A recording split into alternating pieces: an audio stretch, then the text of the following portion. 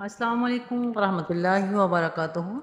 آج ہم سورۃ بقرہ کا رکوع نمبر 1 اور اس کی آیت نمبر 6 کا ترجمہ اور تفسیر پڑھیں گے۔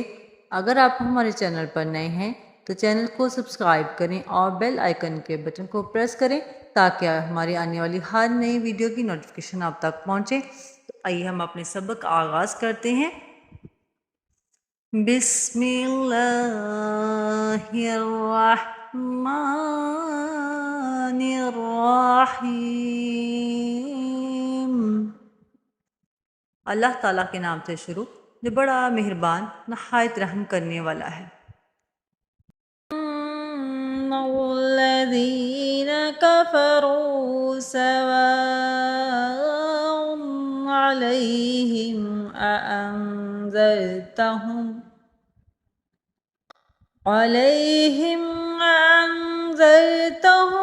أم لم تنذرهم لا يؤمنون۔ بے شک وہ جن کی قسمت میں کفر ہے انہیں برابر ہے، چاہے تم انہیں ڈراؤ یا نہ ڈراؤ وہ ایمان لانے کے نہیں۔ تو یہاں پہ ہم پڑھتے چلیں گے۔ یہاں پہ ہمارے پاس نون کے اوپر مشدد آ گئی ہے، تو یہاں پہ ہم گناہ کریں گے۔ گناہ کا مطلب ہے کہ ناک میں آواز لے کر جانا۔ الذین زی یہاں پہ یا مدہ بن رہا ہے، یہاں پہ ہم ایک الف کے برابر کھینچ کر پڑھیں گے۔ الذین کفروا را واو پیش رو، یہاں پہ واو مدہ بن رہا ہے تو واو مدہ کو بھی ہم ایک الف کے برابر کھینچ کر پڑھیں گے۔ الف مدہ، واو مدہ، یا مدہ، حروف مدہ 3 ہے ہمارے پاس، تو ان تینوں کو ہم ایک الف کے برابر کھینچ کر پڑھتے ہیں۔ سواء یہاں پہ مد آ گئی ہے، ہم اس کو اب یہاں پہ 4 الف کے برابر کھینچ کر پڑھیں گے۔ علیہم انذرتہم، یہاں پہ نون ساکن کے بعد زال آ گئی ہے، یہاں پہ ہم گناہ کریں گے۔ اور یہاں پہ میں نے سانس توڑا تھا، انذرتہم، یہاں پہ سانس توڑا اس لیے توڑا تاکہ آپ کو میں بتا سکوں اگر آپ کا سانس لمبا نہیں ہے تو آپ آیت کے درمیان میں آپ کا سانس ٹوٹ گیا ہے، تو آپ اس کو اعادہ کر کے پڑھیں گے۔ اعادہ کا مطلب ہے کہ یہاں پہ آپ کا سانس ٹوٹ چکا ہے، اس سے پیچھے 2-3 لفظ دوبارہ سے پڑھ کر پھر آگے جائیں گے۔ تو یہاں پہ سانس توڑنا میرا مقصد یہ تھا۔ ام لم تنذرہم، یہاں پہ پھر تا نون پیش تن، اور نون ساکن کے بعد زال آ گئی ہے حروف حلقی۔ یہاں پہ نون ساکن کے قاعدے ہیں، ان میں سے کچھ الفاظ ایسے ہیں جو ہم حلق سے نکالنے پڑتے ہیں، کچھ ایسے یہاں پہ گناہ کرنا پڑتا ہے، کچھ ایسے یہاں پہ ہم گناہ نہیں کرتے۔ تو یہاں پہ نون ساکن کے بعد اگر زال آ جائے تو وہاں پہ ہم گناہ کریں گے۔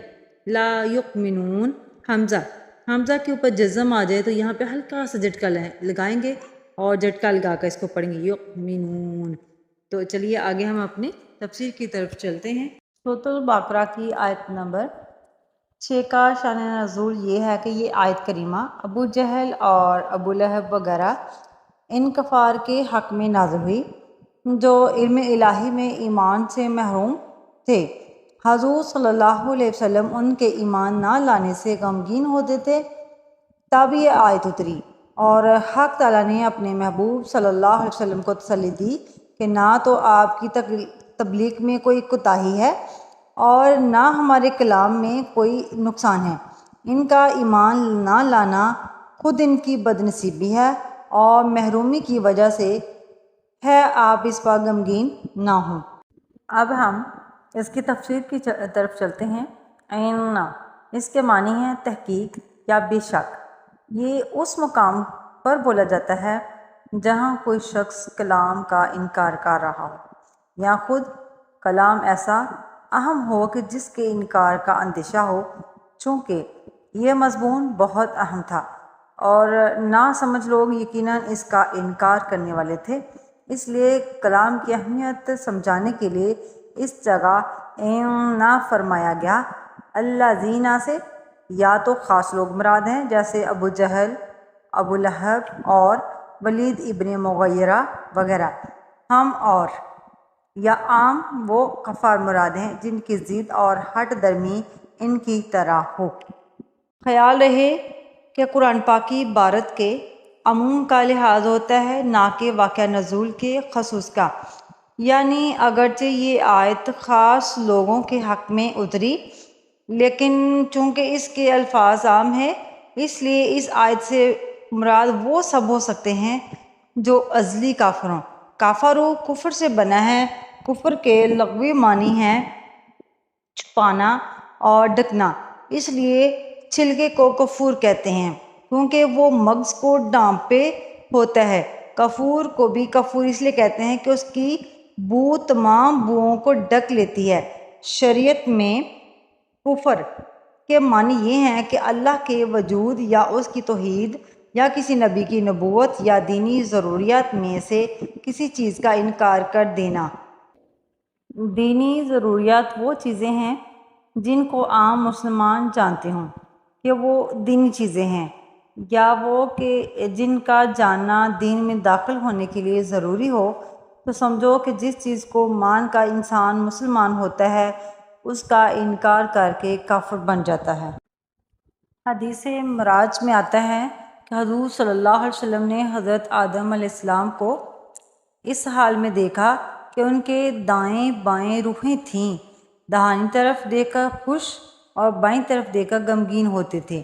حضرت جبریل علیہ السلام نے عرض کیا کہ یہ ان کی اولاد کی روحیں ہیں، داہنی طرف مومنین اور بائیں طرف کفار ہیں۔ غرض کے دوسرے عالم میں دو قسم کے لوگ تھے، یعنی کافر اور بعض مومن، یہاں وہی کفار مراد ہیں۔ تو آیت کا مقصود یہ ہوا کہ اے نبی صلی اللہ علیہ وآلہ وسلم، قرآن اور آپ کا کام ہدایت دینا اور راہ بتانا ہے، نہ کہ کسی چیز کی حقیقت کو بدل دینا۔ جس طرح کہ ہادی کی تعلیم سے جانور انسان نہیں بن سکتا، اسی طرح ازلی بدبخت نیک بخت نہیں ہو سکتا۔ جو وہاں نور سے محروم رہا ہے انہیں یہاں کون منور کرے۔ سواء اور استوا ایک ہی معنی میں آتے ہیں، یعنی برابر ہونا، مگر یہاں یہ مصدر اسم فاعل کے معنی ہے، یعنی برابر۔ علیہم سے اس جانب اشارہ ہے کہ آپ کا ان کو ڈرانا، مطلب کفار کو، ابو لہب کو، ابو جہل کو، اور نہ ڈرانا ان کے لیے برابر ہے۔ وہ بہرحال ایمان نہیں لائیں گے، مگر اے محبوب آپ کے لیے برابر نہیں، کیونکہ آپ تبلیغ کا ثواب پائیں گے۔ یہ تبلیغ آپ کے لیے بہت مفید اور ان کے لیے بیکار۔ اسی لیے حضور صلی اللہ علیہ وسلم نے آخر تک ان کفار کو بھی تبلیغ فرمائی جن کا کفر پر مرنا یقینی تھا۔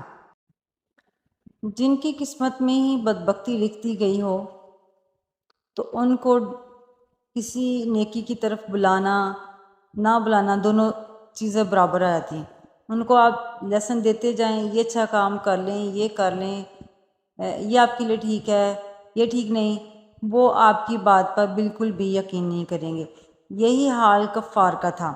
نبی پاک صلی اللہ علیہ وسلم نے ان کو توحید کی تبلیغ دی، قرآن کی تبلیغ دی، لیکن انہوں نے آپ صلی اللہ علیہ وسلم کی بات پر اثر نہیں کیا۔ تو یہاں پہ یہی فرمایا جا رہا ہے کہ اے میرے محبوب، آپ بالکل غمگین نہ ہو، آپ پریشان نہ ہو۔ ان لوگوں کی قسمت میں کفر ہے۔ انہیں ڈرا دیا تو بھی کوئی اثر نہیں، ان کو نہ ڈراؤ تو بھی کوئی اثر نہیں ہے۔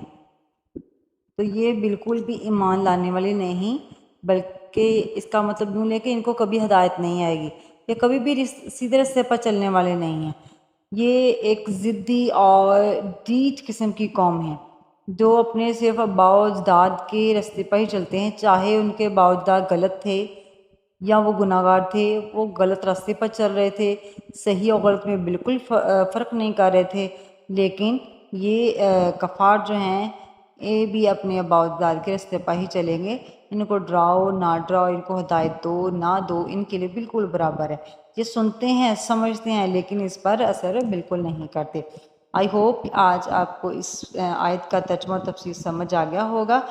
میری اللہ پاک سے دعا ہے کہ اللہ پاک مجھے اور آپ کو صحیح تلفظ کے ساتھ قرآن پاک پڑھانے کی توفیق عطا فرمائے، اور ہم سب کو اللہ پاک ناگہانی افواہ سے محفوظ رکھے۔ آمین ثم آمین۔ السلام علیکم ورحمۃ اللہ وبرکاتہ۔